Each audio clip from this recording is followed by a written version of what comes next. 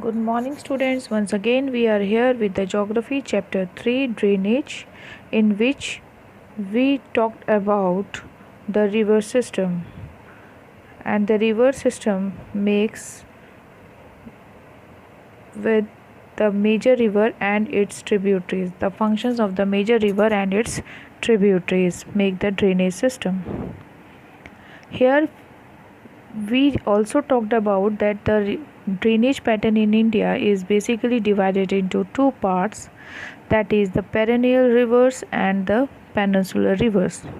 Our Indian rivers are being divided into two parts, and the perennial rivers are those rivers which are having the water throughout the year, and the two sources are rain as well as the snow, and the peninsular rivers are totally depend on the rainwater. We also talked about the perennial rivers are further divided into three river systems, that is Indus, Ganga and Brahmaputra. We talked about the Indus river system. In today's topic we will talk about the Ganga river system and the Brahmaputra river system. Shall we start? So here you can have a look onto the peak of the Ganga river. Everyone knows, many of you might have gone to the Haridwar also. Have you seen the flow of the river Ganga? So today we will talk about the major points of Ganga river. Everyone knows that the Ganga river is being considered as the holy river in India. So mythological also, we are very much having a faith on the river Ganga. So the Ganga has many names associated with its many roles. In Sanskrit mythology, Bhagiratha himself is the source of the name Bhagirathi, which is the initial stream but is also another name for the Hooghly. At one point, Bhagirath went too close to the sage Jahanu's meditated site and disturbed her, and immediately gave up all the waters. Eventually, after more persuasions from the Bhagirath, the sage yielded the water, but the Ganges retained the name Janvi. Water from the Ganga has recursive property that any water mixed with even the minutest quantity of the Ganga water becomes Ganga water and inherits its healing and other holy properties. Also, despite its many impurities, Ganga water does not stink. It can be stored for several days. As we know that everyone is having the Ganga water at your home, so that it can be kept for the several days, but it cannot be stained. So we are having a spiritual and the mythological belief on the river Ganga. Let's have some more points about river Ganga. As we know that the Ganga river is the major river, and obviously the Ganga river is also having tributaries. So from the north, the Ganga is joined by numerous tributaries like Yamuna, Gomti, Ghagra, Ghatak and Kosi. So these are the major tributaries of the river Ganga. River Yamuna rises from Yamunotri Glacier in Himalayas. As we know that the origin point is from the Himalayas itself, so it flows parallel to river Ganga.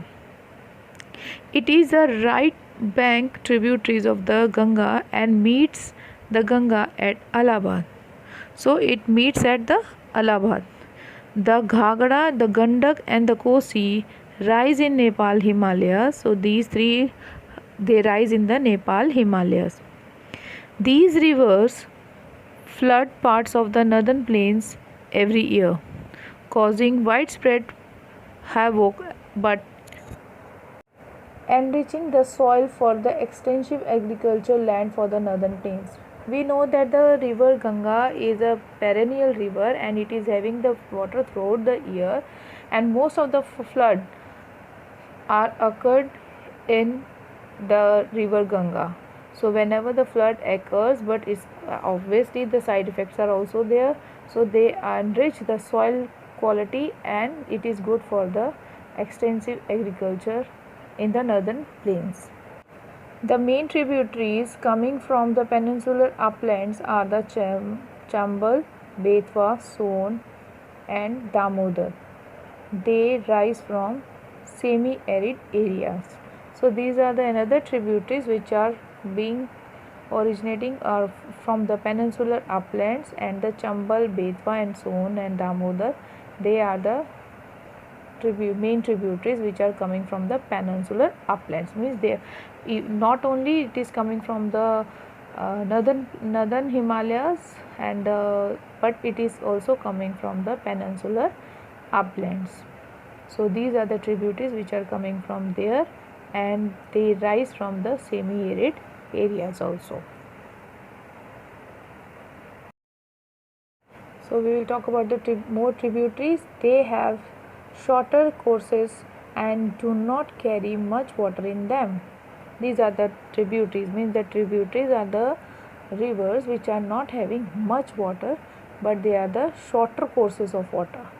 Ganga is enriched with the water from its right and left bank of tributaries. It flows eastward till Farakka in West Bengal. This is the northernmost point of the Ganga delta. Here the Ganga makes the delta that is in the West Bengal. Okay, the river tributaries here are the Bhagirath Hooghly distributary flows southward through the deltic plains of the Bay of Bengal. The main stream flows southward into the Bangladesh and is joined by the Brahmaputra. It is known as the Jamuna here, and further downstream it is known as the Meghna. Means the major flow southward of the Bangladesh, it is joined there with the Brahmaputra river, and there it is being termed as, it is being known by the name Jamuna, and further it is known by the name Meghna. The mighty river with waters from Ganga and the Brahmaputra flows into the Bay of Bengal and forms the Sundarban deltas. They are the Sundarban deltas which are there in the Ganga and the Brahmaputra rivers are forming the delta over here, and it is the most classic and the largest delta of the world. So these are the largest delta, means the Sundarban deltas are the largest delta in the world, and they are being, as we know, that they are being formed with the help of two major rivers, that is the Ganga and the Brahmaputra. They are forming the delta here. So now we will go to the next point, that is the Brahmaputra river. Here you can see the image of Brahmaputra. The Brahmaputra river in Tibet, east of Mansarovar lake, very close to the sources of the Indus and the Satluj. So from there the Indus course is there, so the Brahmaputra rises in Tibet. In Tibet it is known by the name Tsangpo. The name of the Brahmaputra river in Tibet is Tsangpo. It is slightly longer than the Indus, and the most of its course has in Tibet, means the most of the course lies in the Tibet area, and it is slightly longer than the Indus river. It flows eastward parallel to the Himalayas to its south, means it flows parallel to the Himalayas. When it reaches mountain peaks of Namcha Barwa, it takes a U-turn and makes a 5,500 meter deep gorge. So this river makes the gorges, the deepest gorges here. Then it enters the India in Arunachal Pradesh. So river Brahmaputra originates in Tibet, but it enters in India from Arunachal Pradesh. Here it is called as Dihang. From here it is being termed as, the new name is being there, that is Dihang, and it is joined by the Dibang, the Lohit, Kenula and numerous other tributaries to form the Brahmaputra in Assam, and when it enters the Assam, it is being termed as the Brahmaputra river. So it is here, till here it is being with the many other tributaries. In Tibet, the Sangpo river, means we are talking about the Brahmaputra, which is being termed as the Sangpo in Tibet, carries a smaller volume of water. Means there the volume of water is less and less silts, as it is a comparatively dry and hard rocked area. So there, as there is a less amount of water, the volume of water is less. So there we can see the dry and hard rock areas. In India, it passes through a region which receives a huge amount of rainfall. So as we know that the Assam is having the Maisan which is having the highest rainfall in the world, that is more than 400 centimeter. So here it, because as it is moving from that area, it is passes from that area which is having the highest rainfall areas. The result is that the river carries a large volume of water and considerable amount of silts. So here when it enters the India, it is having the large amount of silt and the volume of water increased. The Brahmaputra has a braided channel in its entire length in Assam with numerous riverine islands. Every year during the rainy season, Brahmaputra river floods its banks and causes widespread devastation in Assam and Bangladesh. So again in Brahmaputra river also, most of the floods have been regularly seen every year. The river also shifts its channel during rainy season every year. So during the rainy season, as the amount of water increases, so sometimes, most of the times, and they also shifts its channels, wherever the channels, if they find a way, so they change their channels.